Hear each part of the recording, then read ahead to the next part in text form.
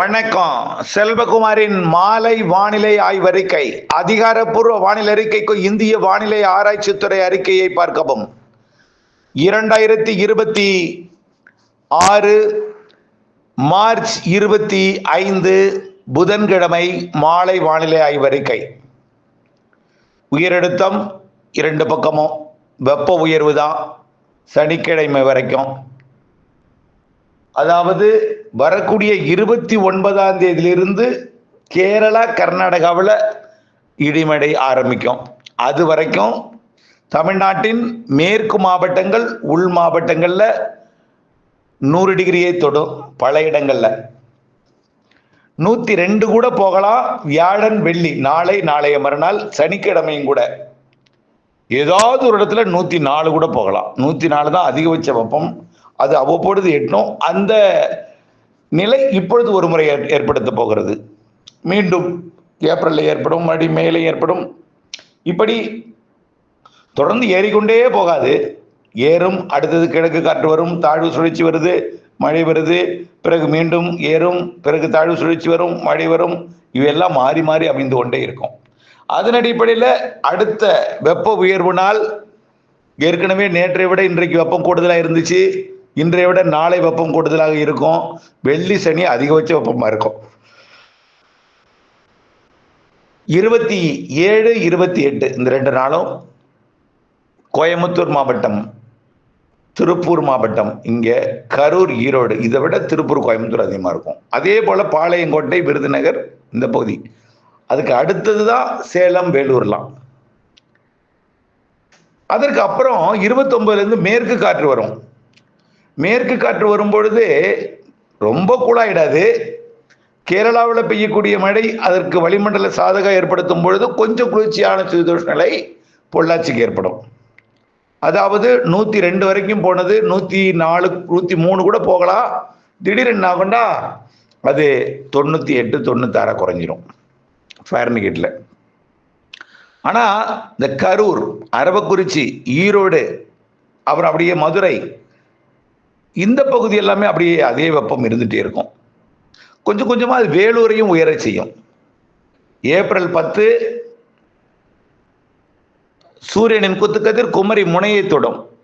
அப்படியே 10ஆம் தேதி குமரி முனைனா 11ஆம் தேதி திருநெல்வேலி, 12ஆம் தேதி அப்படியே விருதுநகர், 13, 14, 15 எல்லாம் அப்படியே சிவகங்கை, மதுரை தாண்டி 17, 18 டெல்டா மாவட்டங்கள், கோயம்புத்தூர் இதெல்லாம் தாண்டி அப்படியே வடக்கு நோக்கி போகும்போது 27ஆம் தேதி திருவள்ளூரை விட்டு ஆந்திர பகுதிக்கு போகும். அந்த வழித்தடத்தில் வெப்பம் உயர்ந்தாலும் அதில் கிழக்கு காற்று வரப்போகிறது, காற்று சுழற்சி வரப்போகிறது. உயரழுத்த குளிரலையும் காற்று சுழற்சி காற்றும் இணைந்து தமிழ்நாட்டில் 3ஆம் தேதியிலிருந்து கடலோரமும் மழை வாய்ப்பு ஏற்படுத்த போகிறது. பெரிய மழை இல்லை இப்போ வரைக்கும் தெரியல. ஆனால் தென் மாவட்ட கடலோர பகுதி, தென் மாவட்டங்களின் உள்பகுதி, தென் மாவட்ட மேற்கு தொடர்ச்சி மலைப்பகுதி, மேற்கு மாவட்டங்கள், டெல்டா மாவட்டங்கள், கர்நாடக கேரள எல்லையோர மாவட்டங்கள், இந்த வடகடலோர மாவட்டங்களுக்கு மட்டும் கொஞ்சம் அந்த கடலூருக்கு வடக்கே கொஞ்சம் வாய்ப்பு இன்னும் எதிர்பார்க்கப்படுகிறதுன்னு உறுதிப்படுத்த முடியல.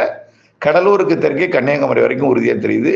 உள்ளே அரியலூர், பெரம்பலூர், கடலூர், சேலம், நாமக்கல், கிருஷ்ணகிரி, தருமபுரி இதெல்லாம் வாய்ப்பு இருக்கு. 29 கேரளாவில் மழை தொடங்கும். 30, 31 கேரள எல்லையோர தமிழ்நாட்டின் நீலகிரி, வால்பாறை, தேனி, கன்னியாகுமரிக்கு வரும். அப்போ அவ்வப்பொழுது அந்த கேரள எல்லையோர மாவட்டங்களின் எல்லையோர பகுதிகளில் ஆங்காங்கே இடிமழை கொடுக்கும்.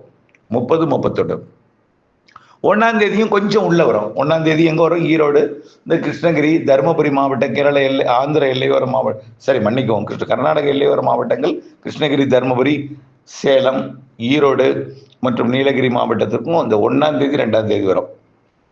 3ஆம் தேதி காற்று சுழற்சி கிழக்கு காற்றை அனுப்பி அது என்ன ஆகும்னா கொஞ்சம் தென்கடலோரம் கன்னியாகுமரி, திருநெல்வேலி, தூத்துக்குடி மற்றும் ராமநாதபுரம், புதுக்கோட்டை, அப்படியே தஞ்சாவூர், திருவாரூர், நாகப்பட்டினம் இந்த மாவட்டங்களுக்கு 3ஆம் தேதி அல்லது 4ஆம் தேதி, 5ஆம் தேதி உறுதியாகவே இருக்கு. 5, 6, 7, 8, 9, 10 தென் மாவட்டங்கள், தென் மாவட்டங்களின் உள்பகுதி, தென் மாவட்ட மேற்கு தொடர்ச்சி மலைப்பகுதி, டெல்டா மாவட்டங்கள், டெல்டாவின் உள்பகுதி, மேற்கு மாவட்டங்கள், மேற்கு தொடர்ச்சி மலை மாவட்டங்கள், அதாவது கேரள எல்லையோர உட்பட கர்நாடக எல்லையோர மாவட்டங்கள், வட உள் மாவட்டங்கள், கடலூருக்கு தெற்கே உள்ள மத்திய உள் மாவட்டங்கள், நாமக்கல், சேலம்லாம் உண்டு. அந்த சென்னை, திருவள்ளூர், செங்கல்பட்டு, இந்த விழுப்புரம் வடக்கே அப்படியே அந்த ராணிப்பேட்டை இந்த இடம் மட்டும் கொஞ்சம் உறுதிப்படுத்த முடியல. பாய்க்கெல்லாம் அந்த 3ஆம் தேதிக்கு மேல் மழை வாய்ப்பு இருக்கிறது என்பதை மீண்டும் தெரியப்படுத்த விரும்புகிறேன்.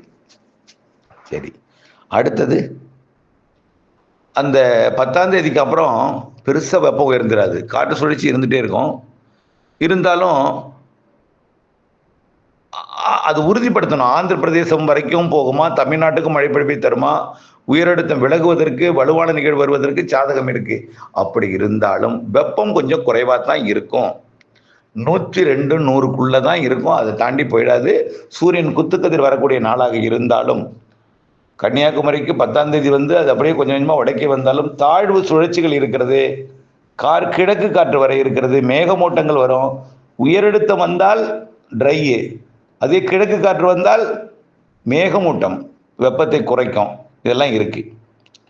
ஆகவே வரக்கூடிய இந்த சனிக்கிழமை வரைக்கும் தான் உச்சபட்ச வெப்பம். அதுக்கப்புறம் கொஞ்சம் குறையும். குறைஞ்சாலும் இது கோடை சுத்தமாக குறைஞ்சிடாது. குளிர்ச்சியான சீதோஷனே இருக்காது. கொஞ்சம் வெயில் இருந்தாலும் 100 டிகிரிக்கு கீழே தான் இருக்கும். 100 டிகிரிக்கு மேலே போகிற நாள் இந்த சனிக்கிழமை வரைக்கும். 100 டிகிரி கீழே குறைய நாள் சனிக்கிழமைக்கு அப்புறம். ஒரு சில இடங்கள்ல அது 100 டிகிரிக்கு ஒட்டியோ அல்லது 101 போனாலும் அது ஒரு நாள் 2 நாள் தான் இருக்கும். அது எப்படின்னா அந்த 1ஆம் தேதி 2ஆம் தேதி வாக்கில் ஒரு சில நாளில் இருக்கும். ஆனால் அதுக்கப்புறம் 3ஆம் தேதிக்கு அப்புறம் வெயில் குறையுது, காற்று சுழற்சி வருது, மழை வருகிறது. தொடர்ச்சியாக பெய்யாதுங்க. ஆங்காங்கே மதியம், மாலை, இரவு, நள்ளிரவு, அதிகாலை இடிமழை. கேரள கர்நாடகாவில் ஆலங்கட்டி மழை. கேரள எல்லையோரத்தில் ஆலங்கட்டி மழை இருக்கும். இந்த 29லேருந்து இருக்கும். ஆனால் மழையை தாண்டி வர்றது 1, 2ல் இருக்கும். 30, 31, 1, 2ல் இருக்கும். ஆனால் பரவலாக இருக்காது, ஆங்காங்கே இருக்கும். 3ஆம் தேதியிலேருந்து கொஞ்சம் பரவலாக மழை தெரிகிறது என்பதை நான் தெரியப்படுத்த விரும்புகிறேன். 3ஆம் தேதியிலேருந்து இதுவே உறுதிப்படுத்தி இருக்கிறேன். பல தென் மாவட்டங்களுக்கும், மேற்கு மாவட்டங்களுக்கும், தென் மாவட்ட மேற்கு தொடர்ச்சி மலைக்கும், டெல்டா மாவட்டங்களின் தெற்கு பகுதிக்கும், வட உள் மாவட்ட பகுதிகளுக்கும், மத்திய உள் மாவட்ட பகுதிகளுக்கும், வடகடலோரம் தவிர்த்து பிற எல்லாம் உறுதிப்படுத்தியிருக்கிறேன். ஆனால் எவ்வளவு மழை பெய்யும், எத்தனை நாட்கள், எவ்வளவு குவான்டிட்டி, இதெல்லாம் நம்ம உறுதிப்படுத்தணும். ஆனால் நாம் சொல்லிட்டா நீங்கள் ஏதாவது ஒரு முடிவு எடுத்துருவீங்க. அப்டேட்ஸோட இணைந்துருங்க. அப்டேட்ஸோட இணைந்திருந்து திட்டமிட்டு அதற்கேற்ற பணியில் நீங்கள் மேற்கொள்ள வேண்டும். ஆக இப்பொழுதைக்கு வெயில். அதுக்கப்புறம் 29க்கு பிறகு கேரள எல்லை வரும். கொஞ்சம் கொஞ்சமாக 1ஆம் தேதி 2ஆம் தேதி கேரள எல்லை வர பகுதிகளுக்கு வரும். தமிழ்நாட்டுக்குள்ளே 3ஆம் தேதியிலிருந்து கொஞ்சம் அனைத்து மாவட்டங்களுக்கும் ஆங்காங்கே கிடைக்க வாய்ப்பு இருக்கிறது என்பதை தெரியப்படுத்த விரும்புகிறேன். இணைந்திருங்கள் அப்டேட்ஸுடன். நன்றி.